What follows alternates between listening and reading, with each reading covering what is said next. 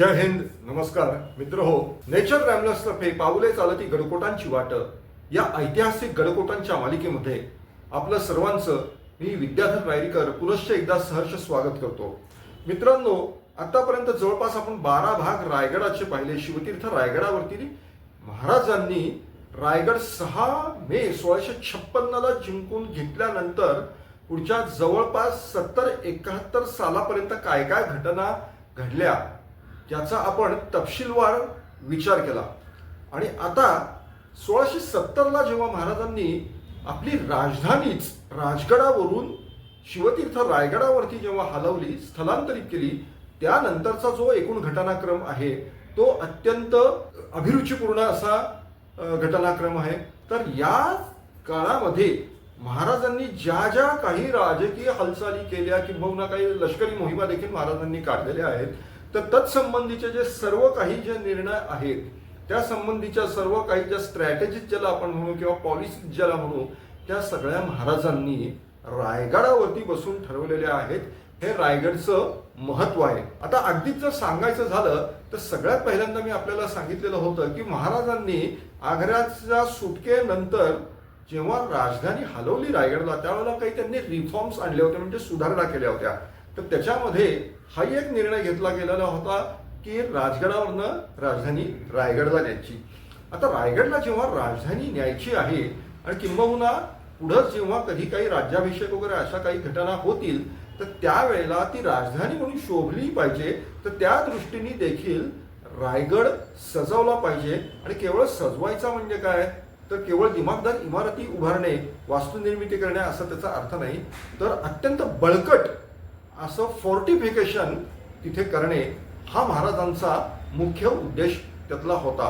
आणि मग महाराजांनी काय केलं त्यावेळेला की 1672च्या सुमारास महाराजांनी एक बजेट मांडलं. तर तद्वत एक अर्थसंकल्प महाराजांनी मांडला. आणि तो कशासाठी मांडलेला होता, तर महाराजांना स्वराज्यामधले साधारणतः 21 किल्ले जे होते, त्या 21 किल्ल्यांवरती काही वास्तुनिर्मिती करायची होती, काही किल्ल्यांची त्यांना डागडुजी करायची होती, दुरुस्ती करायची होती. पण त्याच वेळेला सगळ्यात महत्वाची गोष्ट अशी आहे की हे जे बजेट जे आहे ना, ते आहे 1672चं.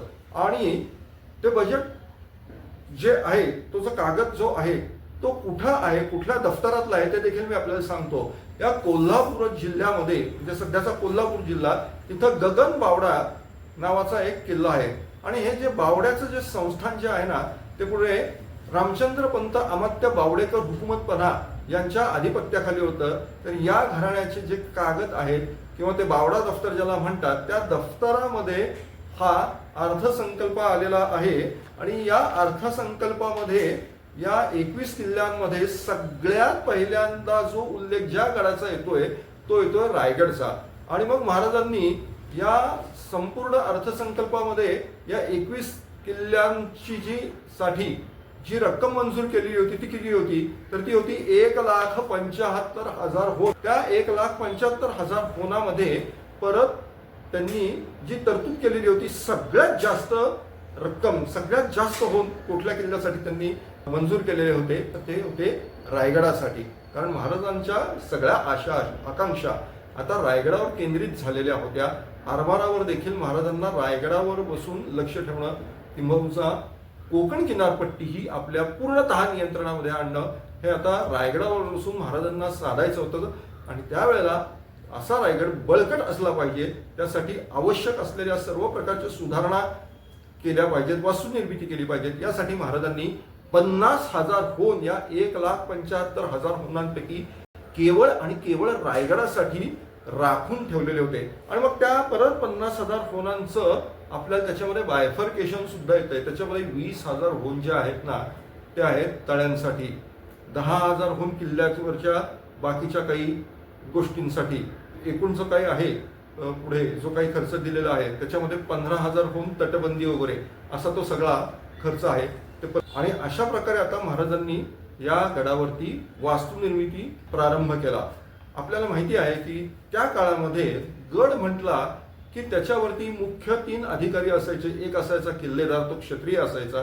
दुसरा असायचा तो कारखानीस, तो प्रभू असायचा, म्हणजे चांद्रसेनीय कायस्थ प्रभू.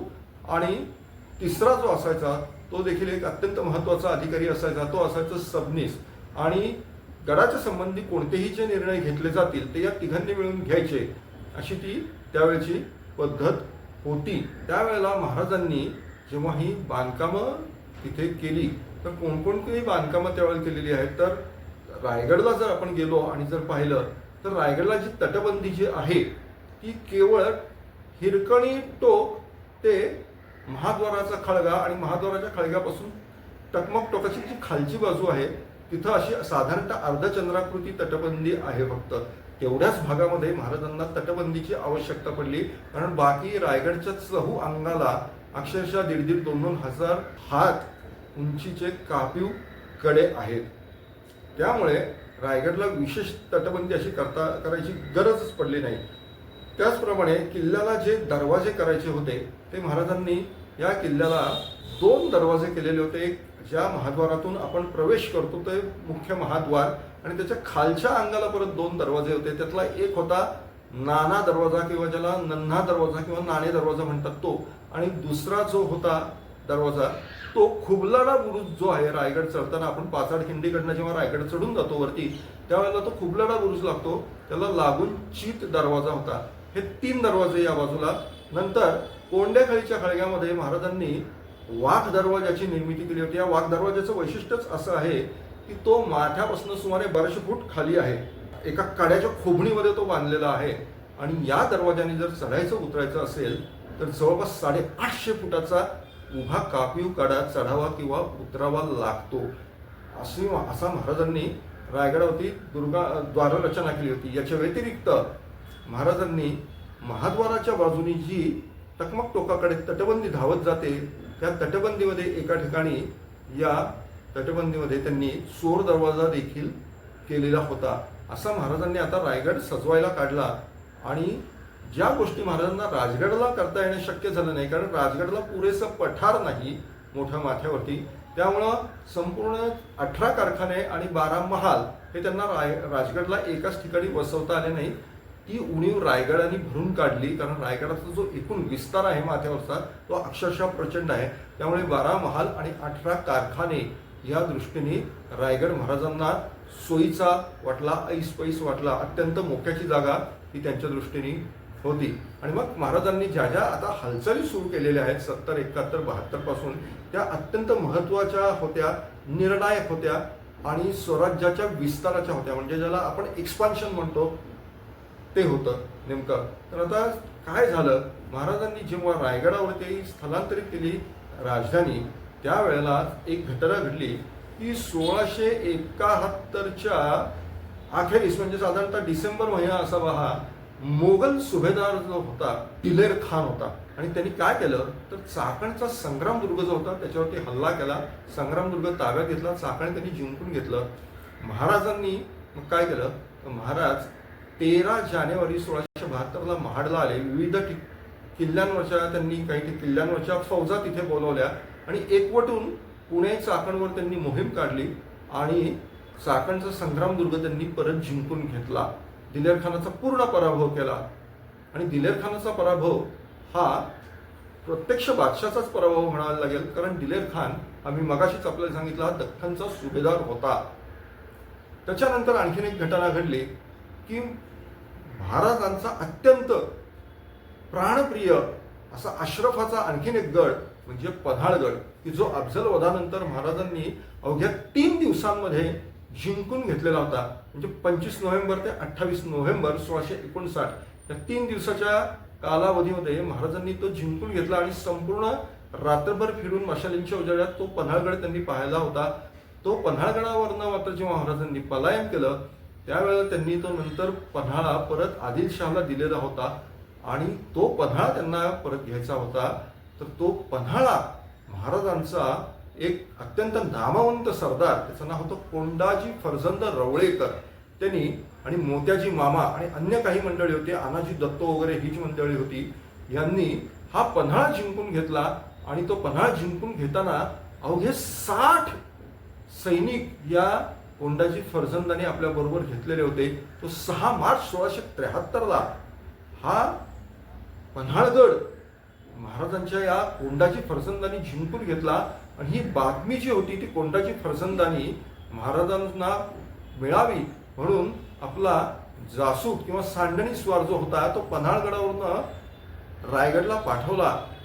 हा जासूद ज्या वेळेला रायगडला आला, रायगडावर ज्या दिवशी तो येऊन पोहोचला ही साखरेची बातमी घेऊन, अत्यंत गोड बातमी घेऊन, त्या दिवशी गुढीपाडवा होता, चैत्र पाडवा होता, नवीन वर्ष सुरू झालेलं होतं आणि महाराज रायगडावरती होते आणि तो जो जासूद आला महाराजांना भेटायला तो असा एकदम जोशामध्ये आला आणि आपला एक हात उंचावत त्यांनी महाराजांना सांगितलं की महाराज पन्हाळगड फत्ते झाला. आपल्या कोंडाची फरसंदानी अवघ्या 60 सवंगड्यांनिशी पन्हाळगड जिंकून घेतला आणि महाराजांचं जे मन होतं ना त्या अक्षरशः चाफ्याच्या फुलासारखं उमललं.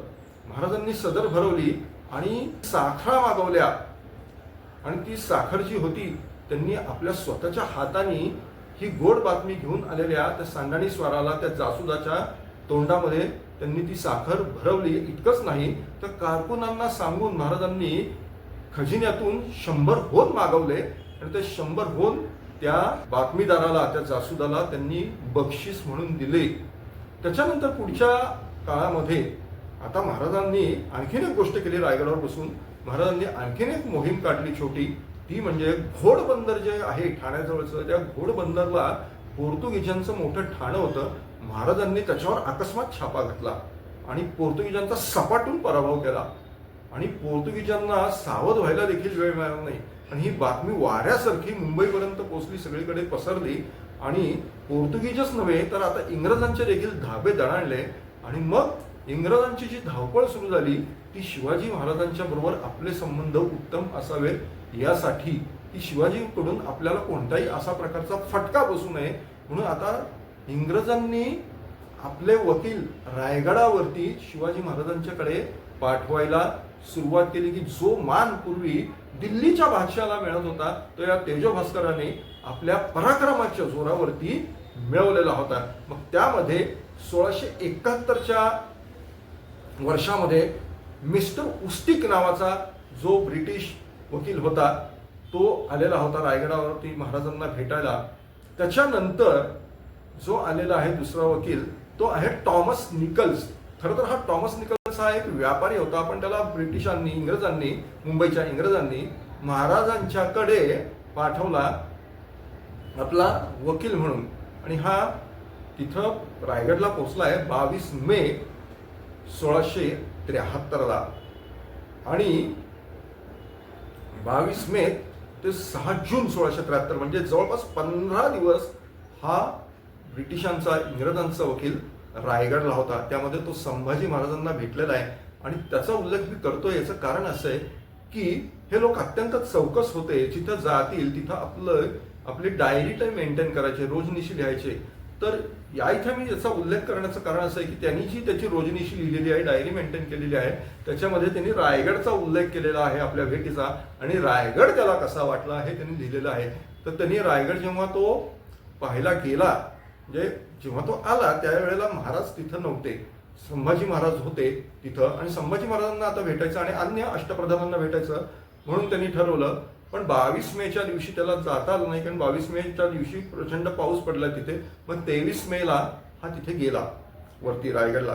तो गेला, तो पालखीत बसून गेला, पण त्या पालखीतनं देखील त्यांना जे रायगडाचं आणि भोवतालचं त्याला जे दर्शन झालं त्यांनी तो अक्षरशः प्रभावित झाला आणि त्याने रायगडाबद्दल लिहिलेलं आहे की वाटेत पायऱ्या खोदल्या आहेत, दरवाजाजवळील पायऱ्या पक्क्या खडकात खोदल्या आहेत, टेकडीस जिथे नैसर्गिक अभेद्यता नाही तिथे 24 फूट उंचीची तटबंदी बांधलेली आहे, त्याच्या आत 40 फुटावर परत दुसरी तटबंदी बांधून गड इतका अभेद्य बनवला आहे की अल्पशिबंदीच्या निशी म्हणजे अल्पसैन्याच्या निशी हा किल्ला संपूर्ण जगाविरुद्ध लढू शकेल. पाण्यासाठी मोठे तलाव आहेत, पावसाळ्यात ते एकदा भरले की पाणी वर्षभर पुरून उरेल.